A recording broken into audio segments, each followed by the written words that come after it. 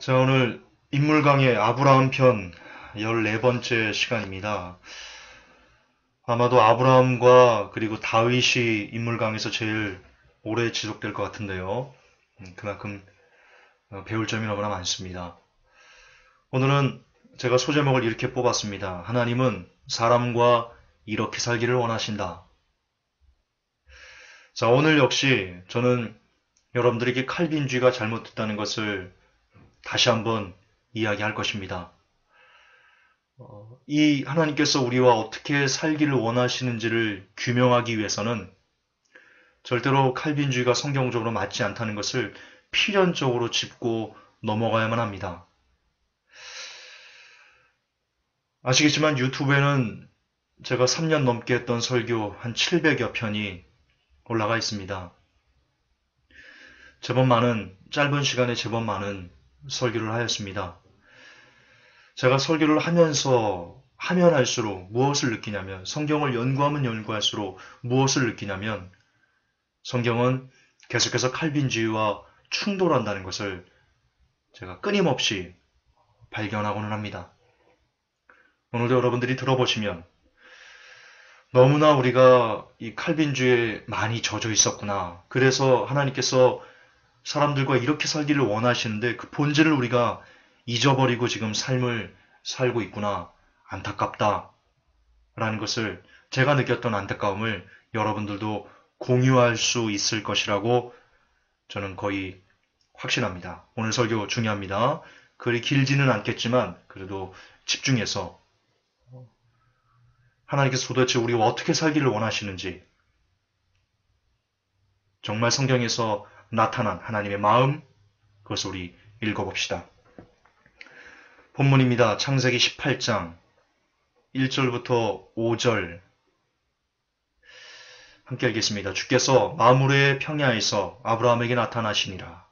날이 더울 때 그가 장막문에 앉았다가 눈을 들어 바라보니 보라, 세 남자가 자기 곁에 서 있으므로 그가 그들을 보고 곧 장막문에서 달려나가 그들을 맞이하며 몸을 땅으로 굽히고 이르되, 내 주여, 이제 내가 주의 눈앞에서 은총을 입었으며 원하건대 주의 종을 떠나 지나가지 마시고, 원하건대 내가 물을 조금 가져오게 하소서. 또 당신들의 발을 씻고 나무 밑에 쉬소서. 내가 빵 한 조각을 가져오리니 당신들의 마음을 편안하게 한 뒤에 지나가소서. 이런 까닭에 당신들이 당신들의 종에게 오셨나이다 하며 그들이 이르되, 내가 말한 대로 그리하라 하니라. 자, 여러분 보셨듯이요. 주께서 마므르의 평야에서 아브라함에게 나타나셨습니다. 집중하십시오. 거기까지입니다. 누가 영접했습니까? 나타나신 하나님을 보고 아브라함이 가서 영접했습니다. 주께서 아브라함에게, 야, 너 이리 와서 나를 영접해라. 야, 너 이리 와서 내게 땅으로 몸 굽히고 절해. 너 이리 와서 내가 발 씻을 물을 준비해. 하기 싫어? 아니야, 해야 돼. 그래 내가 너희 복을 주지. 이런 식으로 하나님께서 아브라함을 영접하도록 강요하신 적이 없습니다. 여러분, 이거 되게 중요한 개념입니다. 하나님께서 나타나셨습니다. 아브라함에게. 마므르의 평야에서 아브라함에게 나타나셨습니다. 그리고 나타나신 그 모습 그대로 기다리셨습니다. 웨이트하셨습니다. 왜 그러셨습니까? 하나님이 무엇 때문에 그러신 겁니까? 하나님은 원하신 겁니다. 아브라함이 나를 알아봐 주길. 나를 보고 알아봐 주고 그가 내가 준 그 자유의지로 나를 선택해서 나를 섬겨주길 하나님이 기다리고 계십니다. 그게 하나님의 마음입니다. 그게 인간을 향한 하나님의 마음입니다. 그렇게 하나님은 늘 우리 주위에 서성이십니다. 그리고 우리가 그분을 알고 그분을 깨닫고 그분을 영접하기를 원하고 기다리고 계십니다. 그러나 칼빈주의는 그렇게 얘기하지 않습니다. 칼빈주의는 하나님과 인간의 관계를 로버트와 로버트를 만든 주인의 관계로 그렇게 치환시켜버립니다. 하나님이 우리에게 나타나실 뿐만 아니고 나타나셔서 강권적으로 우리가 하나님을 깨닫도록 성령님으로 인도하시고, 그래서 우리가 아무리 하나님을 알아보기 싫어도 하나님께서 너는 나를 섬겨야 돼. 너는 구원하기로 내가 작정했어. 라고 찍은 사람은 무슨 짓을 해도 그는 하나님을 알아볼 수밖에 없게끔 하나님께서 이렇게 만드신다. 작업하신다. 칼빈주의의 기본 요체입니다. 우리가 지금 배우는 모든 대부분의 설교의 요체가 칼빈주의거든요. 그 칼빈 요체가 바로 인간과 하나님을 이렇게 수직적인 관계로 하나님과 인간이 아닌 로봇과 로봇을 조종하는 그런 관계로 바꿔버린다는 말입니다. 그러나 지금 성경은 그렇게 얘기하지 않습니다. 주께서 마물의 평야에서 나타나시고 기다리셨습니다. 자, 제가 아까 뭐라고 말씀드렸죠? 하나님은 우리 주위에 늘 서성이신다. 그리고 우리가 그분을 알고 영접하기를 원하신다라고 제가 말씀드렸죠? 그 증거를 여러분들에게 보여드리겠습니다. 사도행전 14장 16절 17절입니다.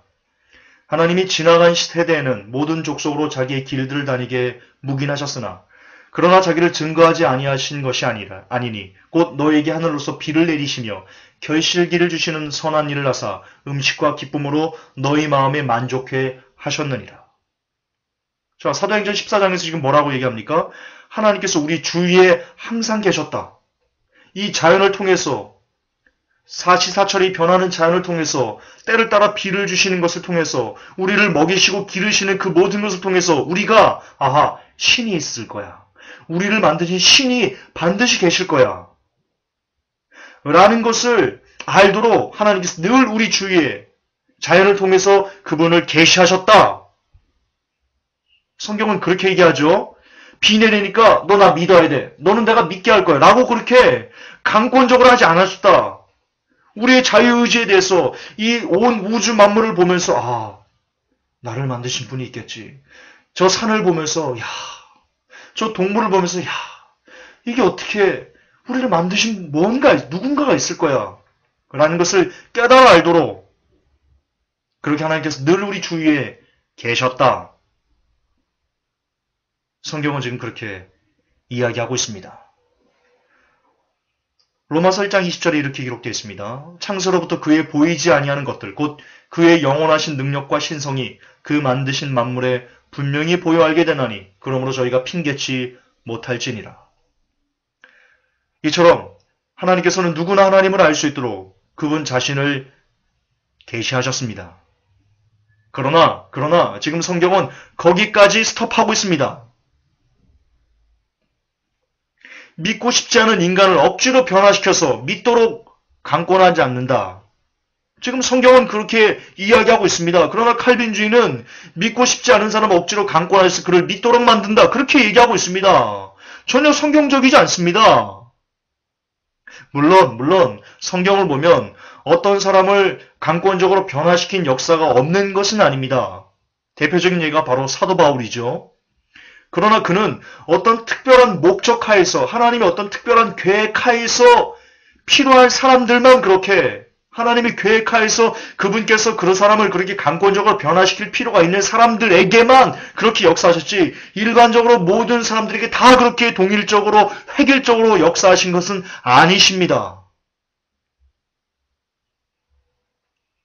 따라서 바울이나 고레스나 아니면 바로나 이렇게 하나님께서 강권적으로 그들의 마음을 쥐고 흔들었던 그런 역사를 통해서 하나님께서 모든 사람들을 다 전능하시기 때문에 그분 뜻대로 이 사람을 이렇게도 만들고 저렇게도 만들고 모든 이 인류의 모든 사람들을 다 그렇게 만드는가 보다라고 그런 심각한 지나친 일반의 오류를 보면서는 아니 될 것입니다.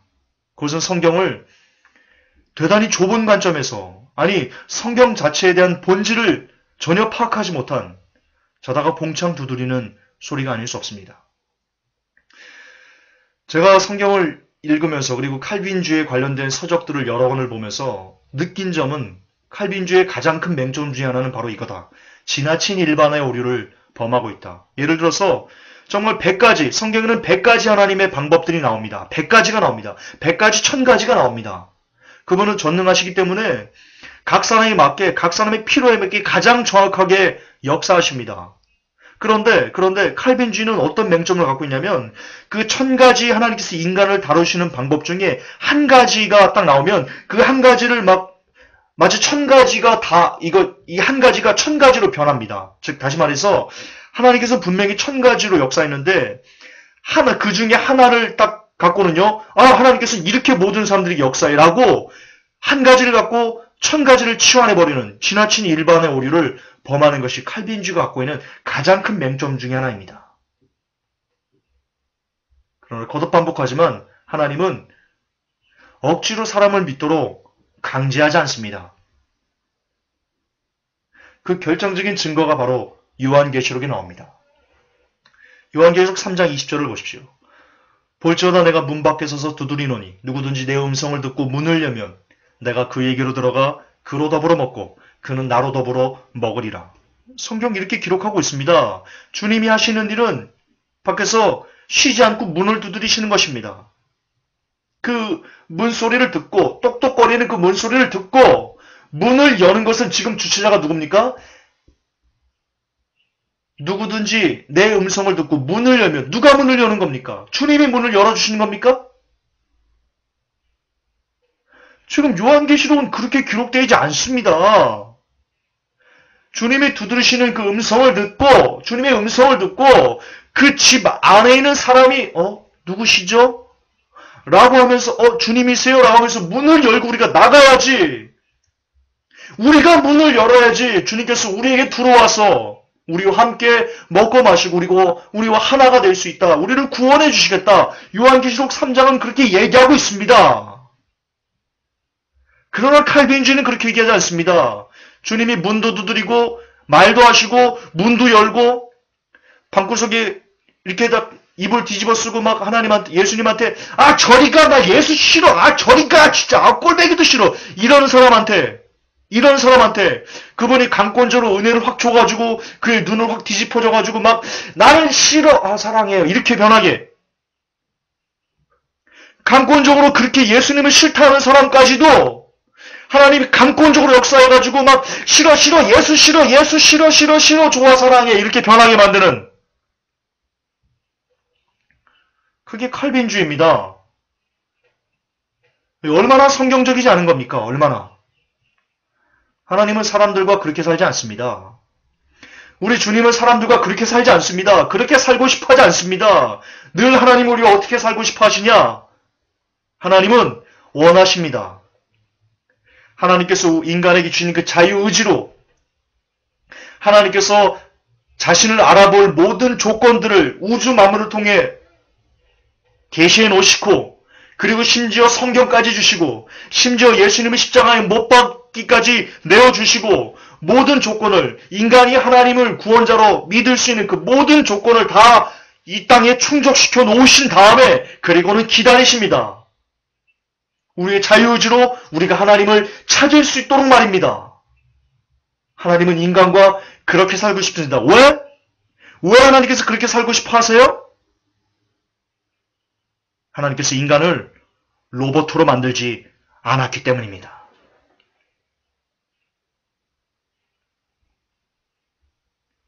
이것이 은혜입니다. 여러분, 우리는 너무나 은혜의 의미를 남발하고 있습니다. 하나님께서 우리를 억지로 믿게 하시는 것까지 은혜다라고 말하고 있습니다. 지금 한국교회가 여러분들이 그렇게 가르치고 있습니다. 뭐만 하면 하나님 은혜였습니다. 뭐만 하면 하나님 은혜였습니다. 뭐만 하면 하나님 뜻이었습니다.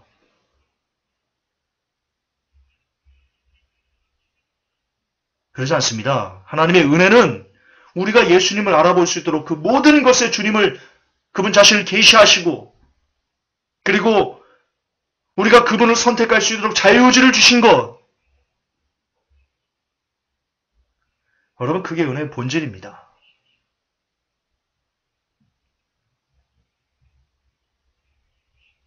누구나 들어가 그 은혜를 누릴 수 있도록 그 은혜의 문을 여신 것, 그게 은혜의 본질이지.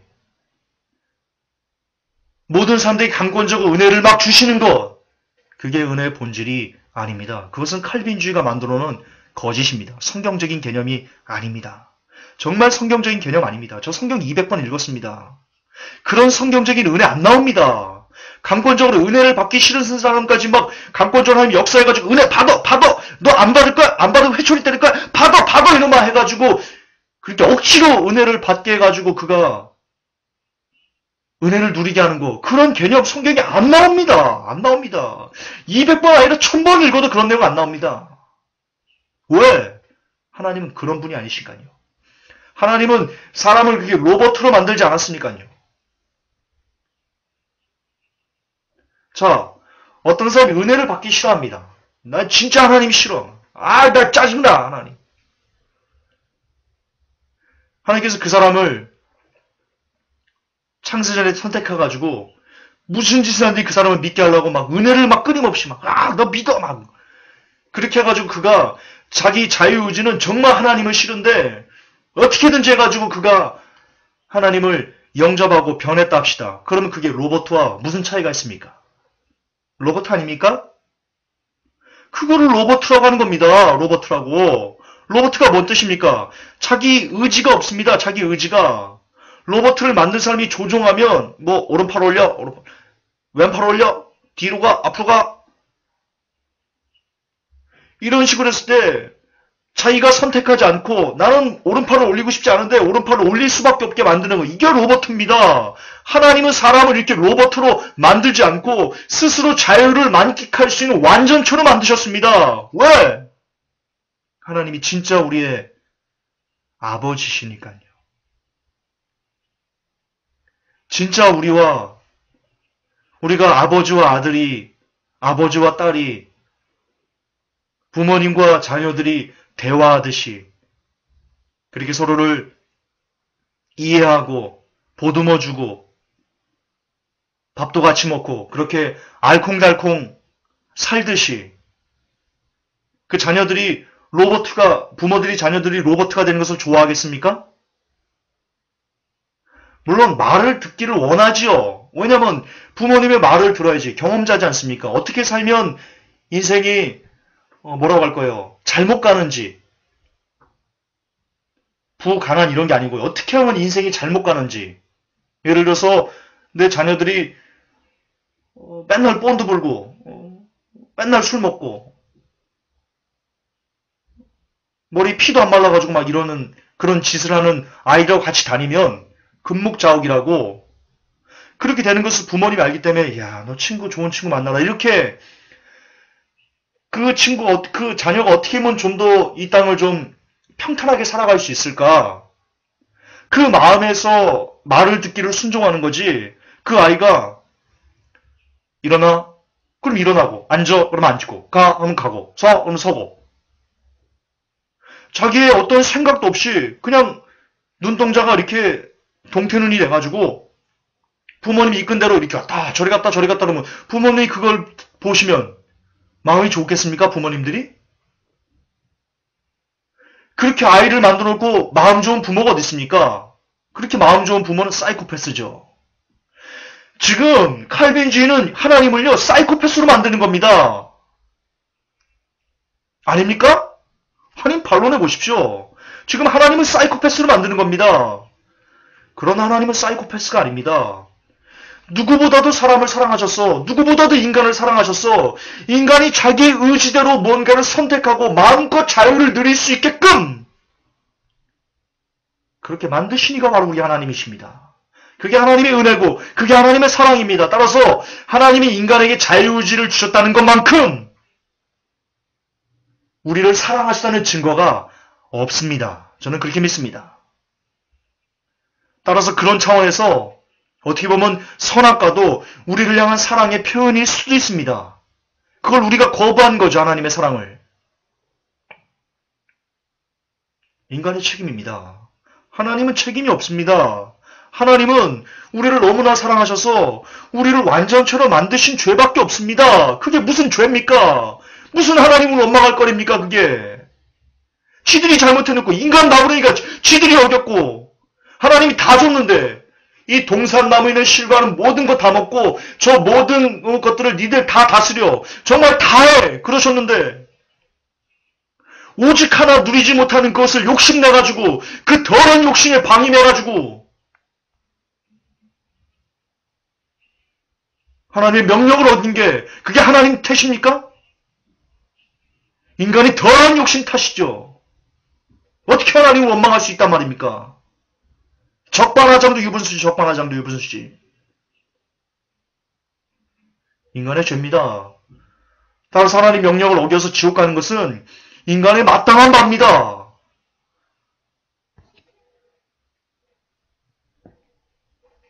창세기 18장을 보십시오. 그들이 아브라함에게 이르되 내 아내 사라가 어디 있느냐 하니 그가 이르되 보소서 장막에 있나이다 하매 그분께서 이르시되 생명의 때를 따라 내가 확실히 내게 돌아오니니 보라 내 아내 사라에게 한 아들이 있으리라 하시니라. 사라가 그의 뒤에 있던 장막문에서 그것을 들었더라. 이제 아브라함과 사라는 나이 많아 연로하고 또 사라에게는 여인들의 관례에 따른 것이 멈추었더라. 그러므로 사라가 속으로 웃으며 이르되 내가 늙었고 내 주도 늙었은즉 내게 즐거움이 있으리요 하며 주께서 아브라함에게 이르시되 어찌하여 사라가 웃으며 이르기를 내가 늙었거늘 정말로 아이를 낳으리요 하느냐. 주에게 너무 어려운 일이 있느냐? 생명의 때를 따라 내가 정한 때에 내게 돌아오니니 사라에게 한 아들이 있으리라 하시니라. 여러분 여기서 하나님께서 사람과 어떻게 살고 싶어 하시는지 그 본질이 이 구절에 담겨 있다는 거 아십니까? 저도 아까 설교를 준비하면서 성경을 쭉 읽다가요. 이 깨달음이 너무나 가슴 벅차서 좀 울컥했습니다. 여기에 아주 정말 하나님의 마음이 너무 많이 담겨 있습니다. 다시 강조하지만 우리가 읽었던 창세기 18장 9절부터 14절에 하나님께서 사람과 어떻게 지내주고 싶어 하시는지 그 마음이 담겨 있습니다. 보십시오. 사라가 속으로 웃었습니다. 하나님의 말씀을 믿지 않고 비웃었습니다. 여러분 하나님께서는요. 사라가 웃지 못하도록 비웃지 못하도록 어떤 신비로운 방법으로 사라의 웃음을 막지 않고 사라가 경배하도록 그렇게 만드실 수도 있었습니다. 왜? 전능하시니까요. 할 수 있죠. 바로의 마음을 강팍하게 한 것처럼 사라의 마음도 그렇게 웃지 않게 비웃지 않게 그렇게 바꿔놓을 수 있죠. 그러나 성경 보십시오. 14절 보세요. 사라가 웃자 14절에 주께서 이렇게 얘기합니다. 주에게 어려운 일이 있느냐? 너 왜 웃니? 이게 무슨 뜻이냐? 너 왜 웃니? 내가 못할 것 같니? 이 어떤 행동입니까? 지금 사라를 설득하시는 겁니다. 사라가 웃지 못하도록 사라가 믿을 수 있도록 하나님이 사라를 지금 설득하고 있습니다. 여러분 이게 대단히 중요한 개념입니다. 엄청나게 중요한 개념입니다. 이처럼 하나님은 거듭 반복하지만 사람을 로봇으로 만드셔서 하나님께서 일방적으로 사람을 끌고 가는 그런 일방통행을 하지 않고요. 진짜 이 땅에서 부모와 자녀의 관계를 살듯이 왜 자녀가 말을 안 듣고 부모의 말을 안 믿으면 부모님이 설득하잖아요. 아이야 이리 와봐. 그게 아니고 내 말은 이렇고 저렇고 그러니까 이런 뜻이야. 이렇게 아버지가 아들에게 딸에게 부모님이 어머님이 아들에게 딸에게 그렇게 이야기하면서 아이의 이해를 돕고 아이가 이해할 수 있도록 설득하잖아요.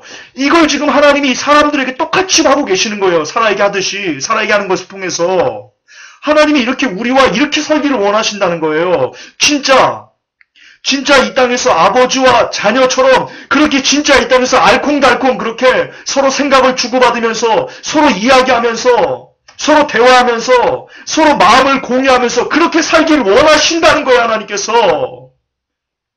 온 우주를 만드신 하나님이 감히 인간 마무레인이와 그렇게 진짜 아들, 딸처럼 살길 원하신다는 거예요. 부모와 자녀처럼. 예, 그 뜻이에요. 그 뜻이에요. 여러분, 사람이 그분의 뜻에 거부하면요, 그분의 뜻에 맞지 않으면요, 하나님께서요, 꿈으로 그 사람에게 나타나가지고 설득하신다는 거 아세요? 혹은 다독거리기도 하시고, 그 대표적인 예가 여러분 요나입니다, 요나.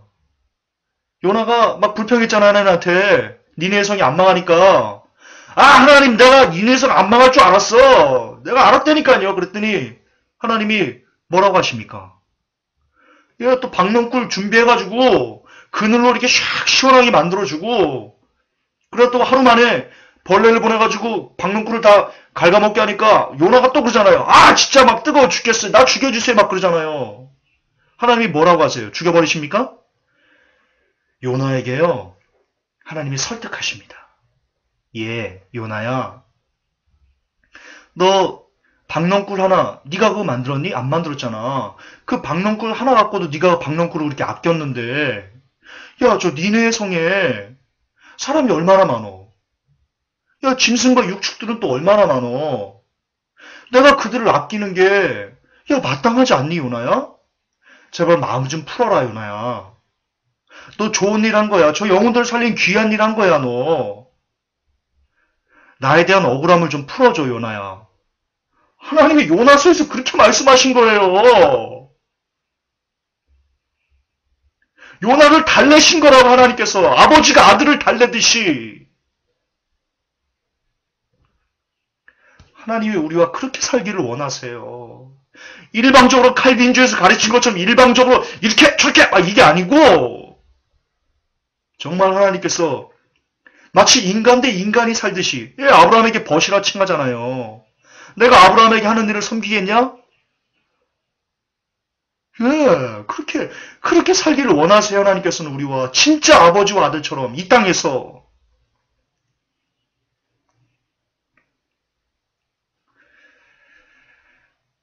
거듭 반복하지만 이 땅이 부모들이 자녀들과 살듯 하나님께서 똑같이 사람들과 그렇게 살고 싶어 하십니다. 하나님은 그렇게 살고 싶으셔서 사람을 자유의지를 갖고 스스로 선택할 수 있는 완전체로 창조하신 것입니다. 제발 우리 칼빈주의 좀 버립시다. 제발 좀 버립시다. 아, 칼빈. 아, 어떻게 하면 이 칼빈을 좀, 어떻게 하면, 평생의 소망입니다. 칼빈이 이 땅에서 사라지는 게, 칼빈주의가 이 땅에 사라지는 게, 한국교회 사라지는 게 정말 제 평생의, 일평생의 소망입니다. 열왕기상 11장에 이렇게 나옵니다. 9절부터 13절에 솔로몬이 마음을 돌이켜 이스라엘 하나님 여호와를 떠남으로 여호와께서 저에게 진노하시니라. 여호와께서 일찍이 2번이나 저에게 나타나시고 이 일에 대하여 명하사 다른 신을 쫓지 말라 하셨으나 저가 여호와의 명령을 지키지 않았으므로 여호와께서 솔로몬에게 말씀하시되 내게 이러한 일이 있었고 또 내가 나의 언약과 내가 내게 명한 법도를 지키지 아니하였으니 내가 결단코 이 나라를 내게서 빼앗아 내 신복에게 주리라. 그러나 내 아비 다윗을 위하여 내 세대는 이 일을 행치 아니하고 내 아들의 손에서 빼앗으려니와 오직 내가 이 나라를 다 빼앗지 아니하고는 나의 종 다윗과 나의 뺀 예루살렘을 위하여 한 지파를 내 아들에게 주리라 하셨더라. 자, 솔로몬이 말년에 미쳐버렸습니다. 이 여자들에게 둘러싸여가지고는요, 완전 솔로몬이 돌아버렸습니다. 그러자 하나님께서 그 모습이 안타까우셨습니다. 그래서 하나님께서 지금 어떻게 하십니까? 2번이나 그에게 가서 권면하십니다. 예, 솔로몬아, 그러지 말아라. 제발 좀 그러지 말아라, 너. 너 그렇게 하면 너 망한다. 그렇게 2번이나 나가서 솔로몬의 마음을 돌이키고자 애가 타는 마음으로 이렇게 말씀하셨습니다. 그러나 끝까지 솔로몬은 하나님의 그 말을 듣지 않았습니다. 이처럼 하나님께서는 아비가 자녀를 달래듯 솔로몬이 잘못 가는 것을 설득하시려고 2번이나 나타나셔서 권면하시고 책망하셨습니다. 만약 칼빈주의대로라면 왜 하나님께서 2번이나 힘들게 나타나셔야 됩니까? 그냥 하늘에서 솔로몬의 마음을 확 바꿔버리면 되지 않습니까? 그러나 하나님은 사람을 로봇으로 만들지 않으셨습니다. 이것이 바로 하나님께서 사람과 관계를 맺으며 사시는 그분의 방법입니다. 우리 창조주가 이렇게 사시겠다는데 사람을 로봇으로 만들지 않고 이렇게 사람들을 설득하시면서 그가 선택하게 그렇게 인도하시면서, 그렇게 기다리시면서, 그렇게 사시겠다는데, 우리 창조주께서 그렇게 사시겠다는데, 왜 인간들이 나서서, 하나님은 그렇게 살면 안 됩니다. 우리를 로봇처럼 명령하셔야 됩니다. 라고 말하는 겁니까? 왜? 인간 당신들이 무슨 권리로 하나님의 주권을 침해하는 겁니까? 그러지 마십시오. 이것이 하나님이 살아가시는 방법입니다.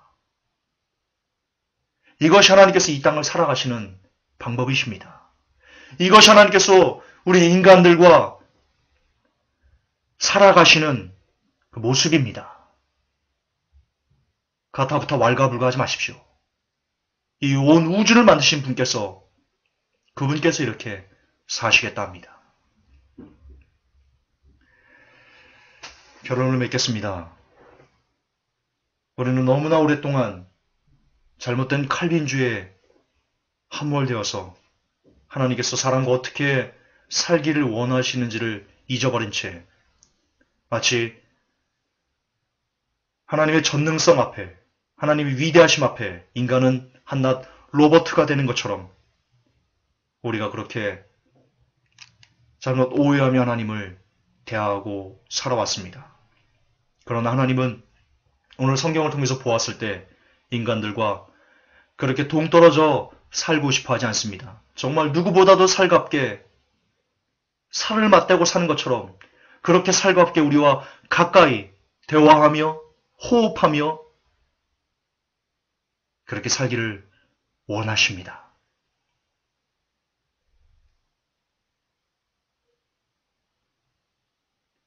따라서 우리는 이처럼 가까이 있는 하나님을 부디 멀리서 찾지 마시고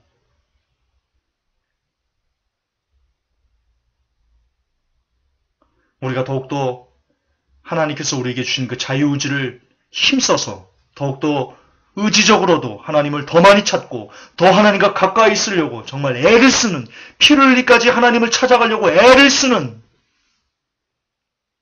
그런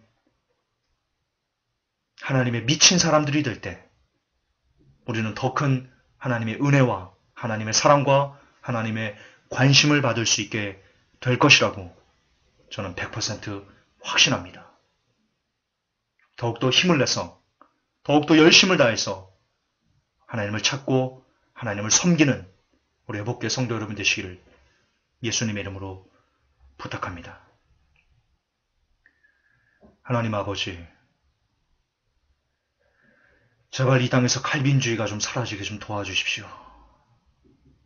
하나님을 오해하게 만들고 하나님을 모든 악의 근원으로 만드는 그 더러운 칼빈주의가 제발 이 땅에서 사라져서 진짜 성경에서 하나님이 어떤 분인지에 대한 그 올바른 시각들이 온 땅에 편만해질 수 있게 도와주시옵소서.